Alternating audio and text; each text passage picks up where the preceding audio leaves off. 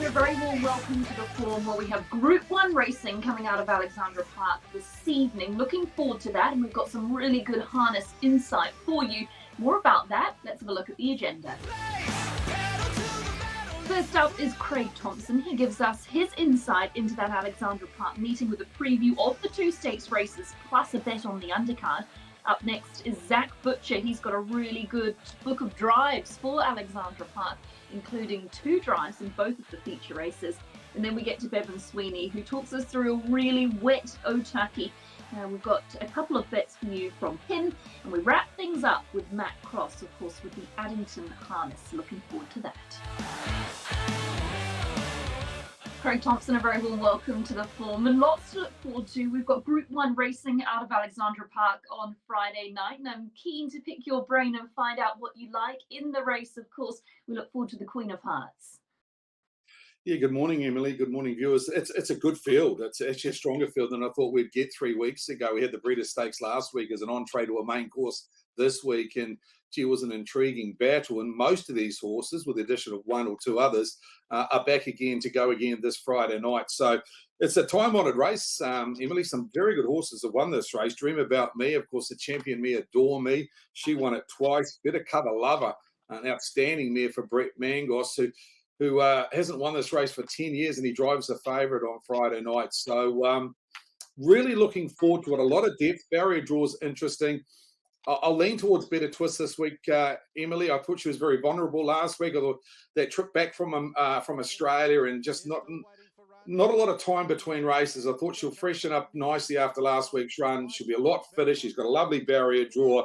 And I think you'll see a little bit more of an aggressive drive from Brett Mangos. So multiple Group 1 winner, loves the park. She's won 6 here, and I think she's the horse to be. I did think the bookmakers got it slightly wrong with the Honey Queen. They opened her up $9, which staggered me for a filly that was good enough to run second to Better Twist in a Group 1, and she was so good last start. I know she's drawn the second row, but to the second row with Tony Hurley aboard. Interesting.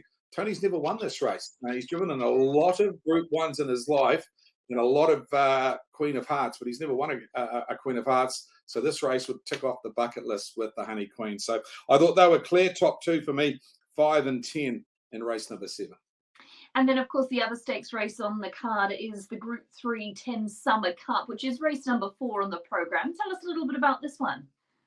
Yeah, it's a small but select field. When you look at it and you think, well, only 6 runners here, but boy, there's some depth in here. You've got Group 1 winners and BD Joe, of course, who won the Jewels, and he's come back and he won at Cambridge last week off a big handicap, and he starts off 10 metres. Tricky race, though, for the back markers. It is only a short distance race here, so just note, it's only 2,200 metres. It's a little bit of they run to the winning post and 2 rounds left to go. So you couldn't afford to get back in the field or slightly make an error at the stand. So that's why the standing start manners are so crucial. And I'm very keen on Hot and Treacherous here. I did like it last week or a fortnight ago to beat the New Zealand Cup winner and copy that. That day, the bookmakers put up $12, and he won a cracking race just to get run down late by the horse that's now in Victoria. Travelled across last night and headed towards some huge engagements. Copy that. And I think he can go one better. Race 4-2 Hot and Treacherous. Bookmakers put up $3 or around the $3 mark. I think $2.70, something like that, So I think that's a fair enough price. In a small field, he's got good manners. I just thought he ticks all the boxes. He's a good beginner. He's got a handicap advantage over his main rival. So for me, race 4-2 Hot and Treacherous over the Group 1 winner, BD Joe. Awesome stuff. Well, there, of course, the feature races on the card from Alexandra Park. But tell us what you like elsewhere on the undercard. Well, I do like one a little bit of value later on. Our feature trots race number 8. It is for 2,200 metres for the open class trotters. And Temporale will be a very short price favourite here. And there's no fixed odds out as we record this now, but I can guarantee you he'll be around that $2 mark. Stablemate interests me here. And of course, Invictus off the front here, runner number 4. Wonderful record, this trotter over a short journey. Can trot quickly and begin very quickly. And I just thought, if you didn't want to take the $2 around the favourite Temporale, the stablemate Invictus will be closer, I reckon, to $8 to $10.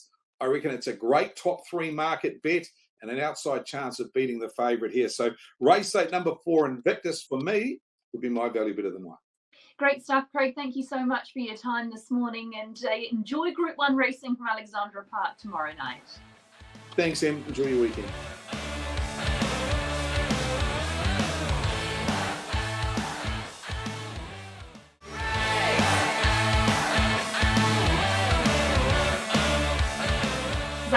Butcher, a very warm welcome to the forum. Great to have you on the show on what is going to be a big night of racing at Alexandra Park. Great to be with us. Yeah, it's a pleasure to be here. Hopefully I can tip someone into a winner. Awesome stuff. I thought we'd go through your drives in racebook order. We'll start with race number 2, Bet on the Tiger. What have you made of the recent racing? Look, he hasn't been going that bad. Hasn't had a lot of luck and run into some handy enough maidens. It's going to be a tough ask again on Friday from where he's drawn, but all going well. If he gets to suck up and do it at some point, he is a horse that tries really hard and he will keep coming. Race number 3, J Rowe, resumed after a decent break with a third. What did you make of the fresh effort? I was really happy with that. They run along a wee bit. He had to do a bit of work to get round parked, and he probably needed that run under his belt. He had only had the one trial, and yeah, it was pretty good considering. I think he will get better with that first race run. He'll be a bit sharper this week, and as long as he does everything right again, he'll be a top 3 contender for sure. Race number 4, Bad to the Bone in the Group 3 Summer Cup. Just the 6 starters in this one. Had a recent stint down south during Cup Week. Have you had an opportunity to have a look at those runs? Yeah, look, he didn't get a lot of luck down there, especially on Cup Day. He had to do a bit of work to get around the park and just faded late in a pretty hot field. So drove him at the trials last Saturday and was pretty happy with his run. Him and Copy that sort of finished together off a pretty slick last quarter. So it's a good race for him. He generally steps pretty well, and obviously only been 6 in there. He's definitely going to have his opportunity. So look, I think, yeah, he gets into that one pretty good, and he's a pretty good chance of winning that. Race number 5, Mr. Muscle, did a few things wrong last time. Seems if he does things right, he could be right in this. Yeah, I had bad hands on last time. I couldn't give him away, so hopefully I'll bring my better set this time. But he's got a few tricks up his sleeve. The draw is going to be a little bit tricky. There's going to be a few horses around him, and probably won't help. So look, we're going to have to hope for the best that he does step away and do things right. And if he does do that, he's got enough ability to roll around with them and be thereabouts at the finish. Race number 6, Montana DJ in the Woodlands Northern 2-year-old Stakes. You drove for a place 2 starts ago, then looked unlucky at that latest outing at Addington. What were your thoughts? Yeah, look, he's a pretty nice horse. Again, he's got to get a little bit of luck here and there, but that field he gets into this week, it's a pretty good race, and he'll need a little bit of luck during the middle stages to get in the right posse. But he is a horse with enough ability that he probably can run over the top of them. I know times I've driven him, he's had to do a bit of work and do it tough, and he's still finished off. So it'd be really nice to have a cozy run this week and see how he comes off, hopefully a hot pace.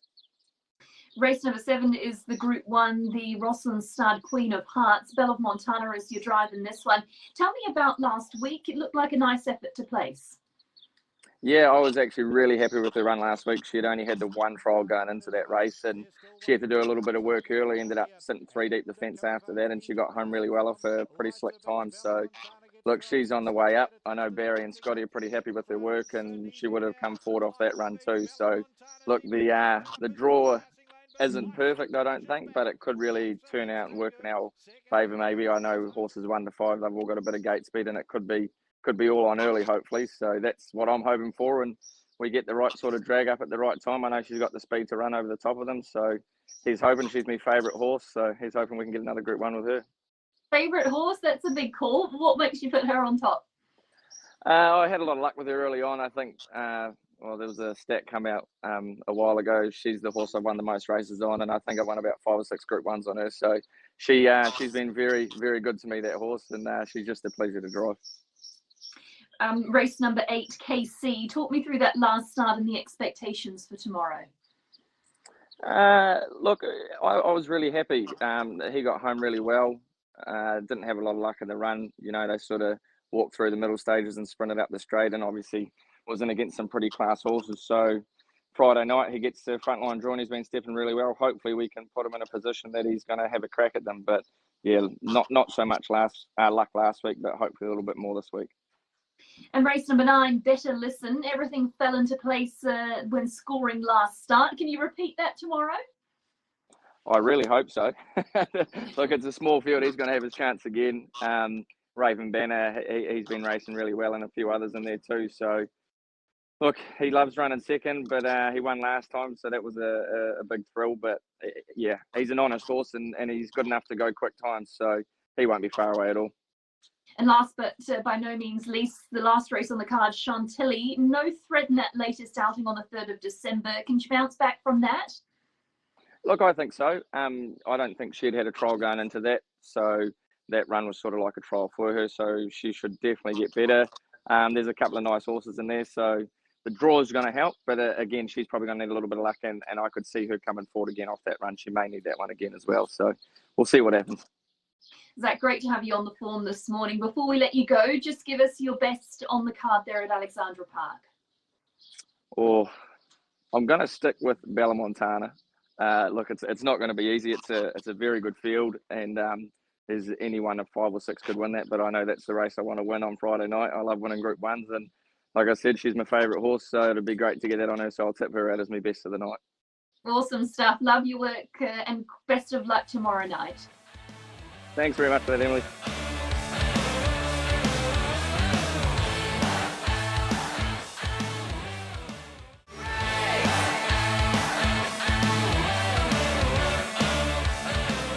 Bevan Sweeney, good morning and welcome into the form. We've got Otaki as our meeting we're going to have a little look at, but I understand obviously in the Central Districts a lot of rain.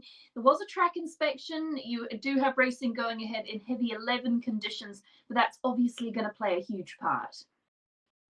Oh, massive part, Emily. Very good morning to you. And I thought I'd sit in front of the window because it's raining again, and pretty consistent sort of rain.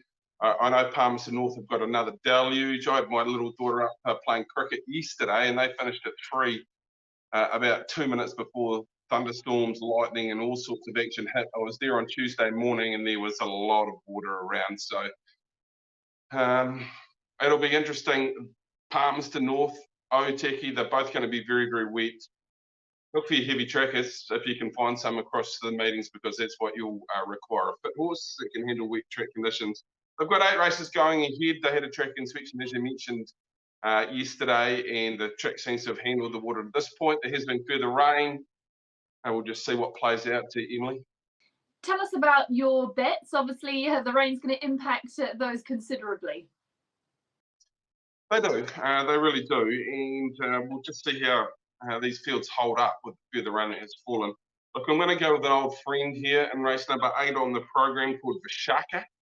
This one trained by Nicola Marshall. Now, this last 3 runs have all been very, very good efforts, but on better ground. And look, it's been getting a long way back in its races, so hasn't been able to make up for the required ground. I think tomorrow you're going to find that it can posse up quite a little bit closer, just with these track conditions. It's had the 1 run on the heavy track and miss, but it has been very capable on the slow 9 and quite deep slow 9 track conditions. Great record at the track, great record at the distance. I'm not sure what price it'll be in this particular race, but look, if it's not tomorrow, I'm not sure when it'll be, Emily, because the horse just keeps on getting in difficult positions. Got held up at Hastings last time and hit the line really, really nicely. If it can posse up close enough from an inside draw, which might not be a positive thing tomorrow, I think it should be winning Vishaka, race number 8, Nicola Marshall, Kate Pepper. And I understand you got one more for us, Bevan, a little bit more value. I'm trying, Emily. I am trying. I quite like the performance of a horse in race number 4 on the program, for Lisa Ladder, called Reindeer Moore. This is a filly by El Rocker. Had a couple of good trials leading into its debut performance on a slow 7 at New Plymouth. It was beaten 3.5 lengths on that occasion. However, it was knocked over at the start or awkwardly away, cost itself a decent sort of position. It was held up at the 250 metre mark, and it was really unlucky to my eye not to finish a lot closer to the winner on that occasion. It was beaten 3.5 lengths. Now, but I think we all sort of are guessing whether it'll handle these particular track conditions tomorrow, but I think it's in the right type of race to be really competitive. Lisa has another good chance in that particular race. Gundahar at the top of the book. Well, it doesn't have a rider down at this stage, so I'm not sure it's running, but it has a bit of ability. And there's a first starter for Kevin Myers in there that was a place getter on a heavy track in recent times. But just thought it was a sort of run. Next up, if we got the right track conditions, it'd be right on the mix. Whether these are those track conditions, that's the major question mark for mine. But there was enough at its debut performance to suggest it's got a fair bit of ability. So I'll go with it with a little bit of hesitancy. Reindeer Moore. There is a nice race on this program, including Horses like Champers, Platinum Star is in that particular race as well. And they're the sort of horses that will really handle these wet track conditions, M. So that's probably going to be the race of the day. Champers, Semper Magico, very good winner on a heavy 11, 4 starts ago, and has had one run impression. Platinum Star, who was a very good winner 4 starts ago, and actually picked up a really nice race on a very heavy track at Trentham. So they were all in race number 6. So that looks to be the race of the day. It is the Christmas Cup there at Otaki tomorrow. But best bet for Shaka, and we'll throw a little bit of value at you in race number 4 with Rain Dearmore. Love your work, Bevan. Thanks for your time, and enjoy that meeting at Otaki. Yeah, thanks, Ian. Have a good day.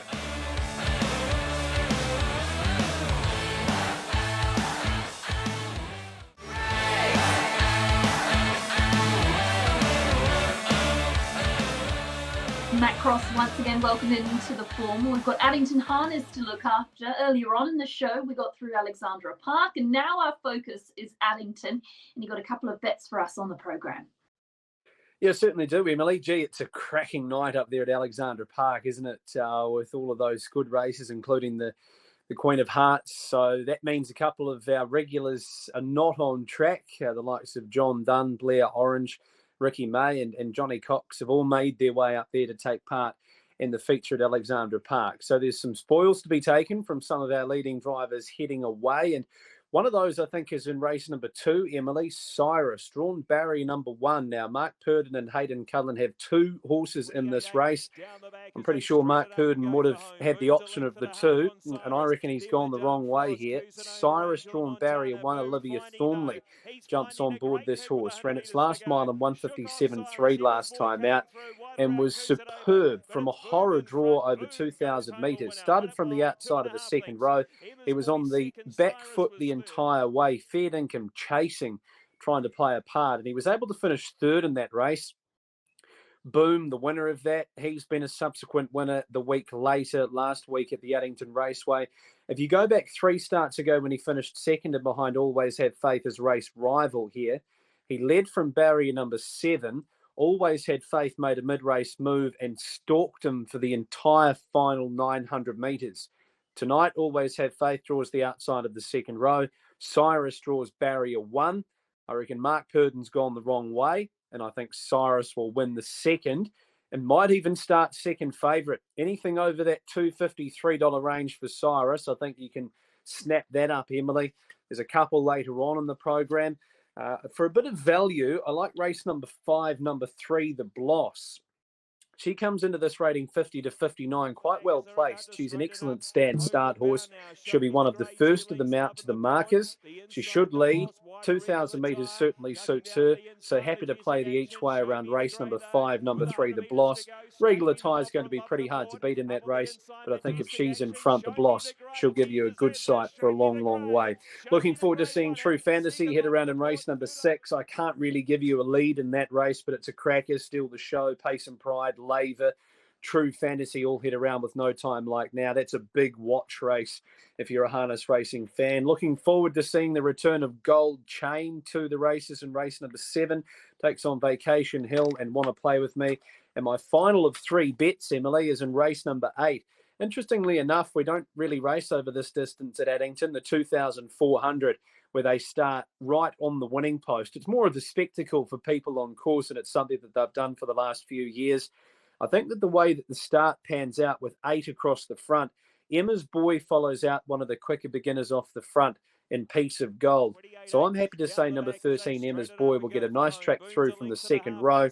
It's a class drop, beaten by Boom last time out over the 2,000 metres. He actually finished second in the race that our earlier bet, Cyrus, finished 3rd in. So if Cyrus runs well in race number 2, then all points to Emma's Boy, number 13, in race 8 as a bet, and has been domiciled with Steve and Amanda Telfer at Swannanoa as well. So I think that he'll be winning race 8, number 13. But I guess we're playing the undercard a little bit to Alexandra Park, Emily, but we'll be tuned in across both meetings. There's some money to be made across the board, and then we look forward to heading through to Sunday for the Rangiora Harness Racing meeting there on the grass. Yeah, looking forward to that, Matt. Thanks so much for your time today, and best of luck with those 3 bets. Thanks, Emily.